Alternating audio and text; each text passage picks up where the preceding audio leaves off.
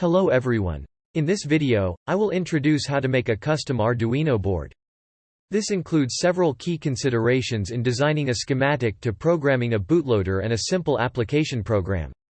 So let's get started. This one picture shows why we need to make our own custom Arduino board. This configuration was used for testing a single potentiometer with Arduino Nano. You can see so many wires are connected with complexity, and the switch is not very well intact. It is only meant for simple prototype testing. With the custom board, we can make a product more robust, which is not likely to be affected by the environment, with more features mounted. First, it is always better to start with a reference design. You can find many reference designs, in PDF format or also in Eagle format. Eagle file can be opened with Autodesk Eagle program, and it includes the schematic, PCB layout, and also a BOM list for this design. So it comes in very handy when you design your custom Arduino board. Now let's look at some key hardware design considerations. First, we need to select which MCU to use and the package type. Since we are designing an Arduino custom board, we will use Atmega 328P for our MCU. There are three packages available for the Atmega 328P MCU. PU with DIP28 package, AU with TQFP32 package, and MU with QFN32 package. The last two have four more pins, which is VCC, GND, ADC6 and 7, with smaller sized package, which allows for a more compact design. I prefer QFP package over QFN, because it is easier to solder, we can even manually solder it, and it is easier for probing when we encounter problems. Next, we need to add a resonator to the MCU in form of quartz crystal or ceramic. The valid frequency range of the external resonator is 0.4 to 16 MHz. External resonator is connected to XTAL1 and XTAL2 pin of the MCU, with two external load capacitors in parallel, which is indicated here as C1 and C2. The value of these capacitors should be selected to match the load capacitance of the resonator with a recommended range of 12 to 22 picofarad. The formula used to calculate the capacitance value is shown here.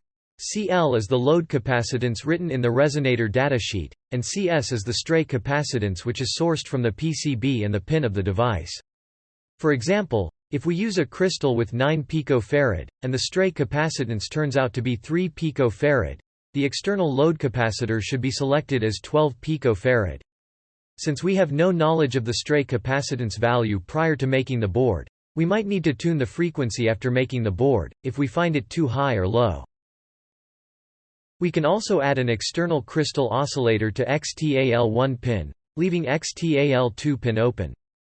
In this case, any frequency within 16 MHz could be selected, and no external capacitor is required.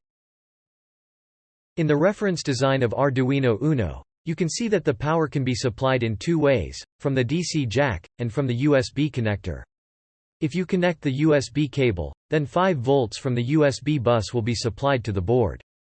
However, when the DC jack is connected to a power supply of higher than 6.6 volts, the voltage from the USB connector will be disconnected by the MOSFET, preventing the current to flow backwards to the input. This is why the minimum voltage input to the DC jack should be 7 volts. The reference design uses 800 mA LDO regulator for generating 5 volts, and 150 mA LDO for 3.3 volts, but you can change the capacity if necessary. Next, let's take a look at the host interface, which we will use for application programming and communication. Since the Atmega 328 communicates with UART channel, we need a USB to serial converter for communicating with the host. In this page, I will introduce two chipsets, CH340 and Atmega 16U2, which we can use for this purpose. CH340C can be used without any external components, since it has a clock source embedded in the IC. It is very convenient, but has limited debug points when we encounter a communication problem.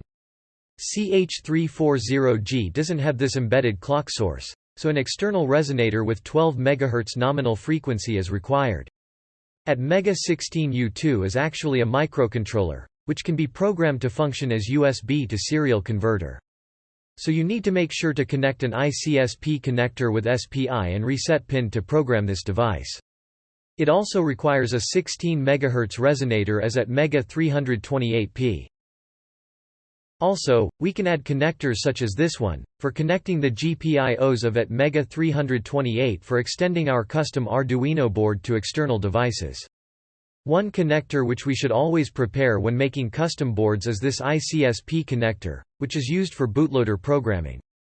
You can refer to the following table for the connection between at Mega 328p pin and the ICSP connector.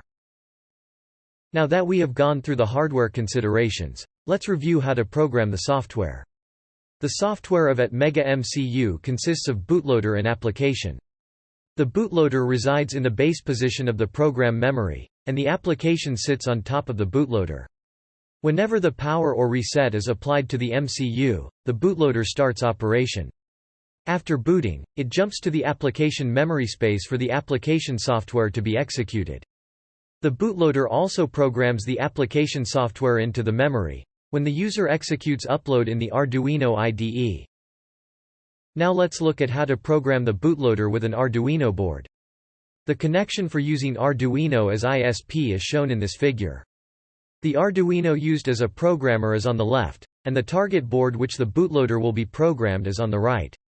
The connection is summarized in this table. In this figure, the programmer is Arduino Uno, but other Arduino boards can also be used. It's time for a demo. In this demo, I will show you the process of programming the bootloader and the application software. First, open the Arduino ISP example from Arduino IDE. And then, plug the USB cable to your Arduino used as a programmer. As soon as you connect the USB cable, the target board will also be powered on, since we have connected 5 volts from the Arduino Uno. The SPI and reset pins are also connected as described before. Select the port connected to Arduino Uno. In my case, it is connected to COM11. Make sure you have selected the programmer board, which is Arduino Uno in this demo. Now we are going to upload this Arduino ISP example to Arduino Uno.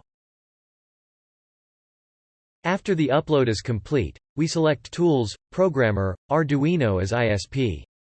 Now, select the board of which bootloader you want to be programmed to your target board.